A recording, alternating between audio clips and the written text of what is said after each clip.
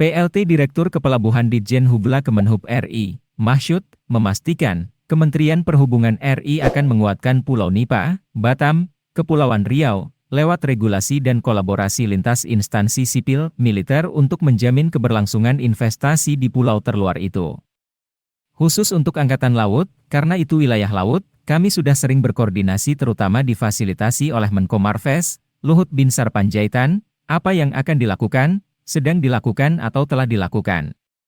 Kami saling menyampaikan informasi, tujuannya untuk menyukseskan agenda penting ini, kata Mahsyud, ketika melakukan Zoom meeting dengan media ini, Kamis, 16 Maret 2023.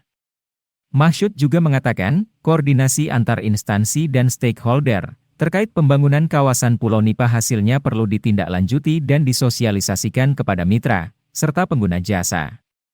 Sehingga apa yang sudah menjadi tugas dan kewenangan masing-masing instansi dapat diimplementasikan sesuai peraturan dan perundang-undangan.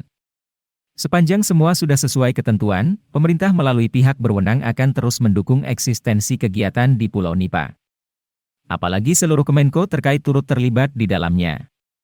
Kami aktif berkoordinasi dalam rangka menyukseskan agenda ini, ungkapnya. Mahsyud menegaskan, pemberian konsesi kepada BUP PT Asinusa Putra Sekawan di Pulau Nipa mengacu kepada ketentuan Peraturan Kementerian Perhubungan Nomor 50 Tahun 2021 tentang penyelenggaraan pelabuhan laut.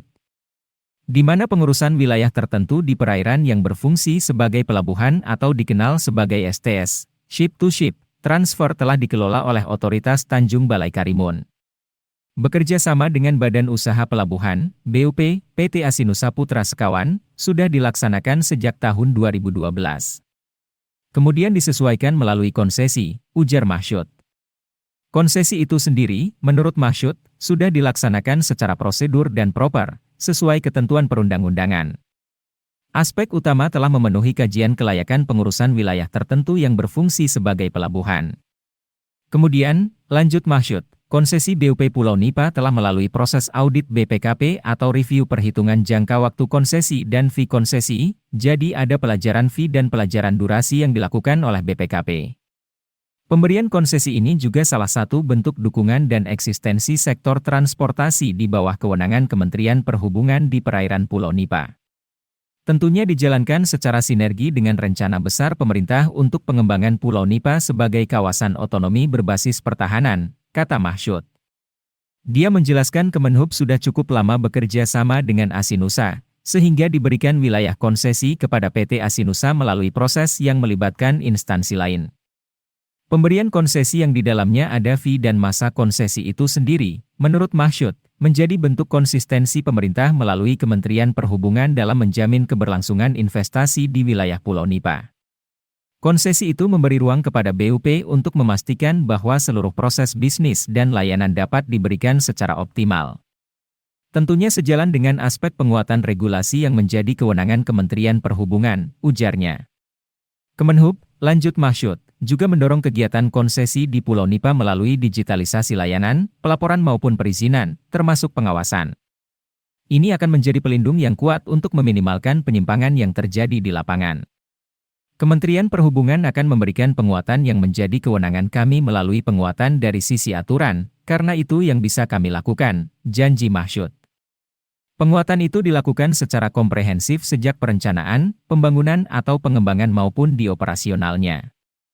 Hal ini, lanjut Mahsyud, akan menjadi rencana pemerintah pusat yang akan dikolaborasikan dengan pemangku-pemangku kepentingan terkait.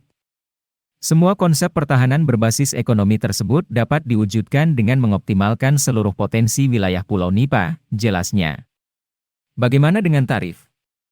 Menurut Mahsyud, soal tarif menjadi hal yang sangat urgent dan sangat menentukan sebagai dukungan terhadap Badan Usaha Pelabuhan untuk meningkatkan wilayah Pulau Nipa. Kami bersama Kementerian Keuangan sudah memberikan penguatan dengan pemberlakuan tarif khusus di Pulau Nipa, jadi ada perbedaan dengan lokasi lain, katanya. BUP diberi keleluasaan. Mahsyud menjamin, BUP yang mengelola STS di Pulau Nipa saat ini akan diberi keleluasaan untuk menetapkan tarif. Tapi, dari sisi bisnis, tarif harus lebih kompetitif dan fleksibel sesuai kebutuhan di lapangan. Tetap harus sesuai koridor hukum dan ketentuan yang berlaku, tegas Mahsyud. Dia juga menyinggung soal infrastruktur layanan publik di kawasan itu, utamanya aspek transportasi. Menurut Mahsyud, pemenuhan kebutuhan layanan transportasi di kawasan itu harus berorientasi pada keterjangkauan aksesibilitas, keandalan, dan optimalisasi teknologi informasi. Jadi, katanya, digitalisasi, dan lain sebagainya menjadi hal yang diutamakan, serta keterbukaan penyediaan layanan transportasi dimaksud. Mahsyud optimis kehadiran operator Asinusa di Pulau Nipa akan memberi manfaat besar dalam konteks ekonomi maupun pertahanan, baik secara kualitatif maupun kuantitatif dapat terwujud seperti yang sudah pernah dilakukan selama ini. Pastinya, lanjut Mahsyud, kemanfaatan itu lebih utama bagi daerah, baik pemberdayaan SDM maupun yang lainnya.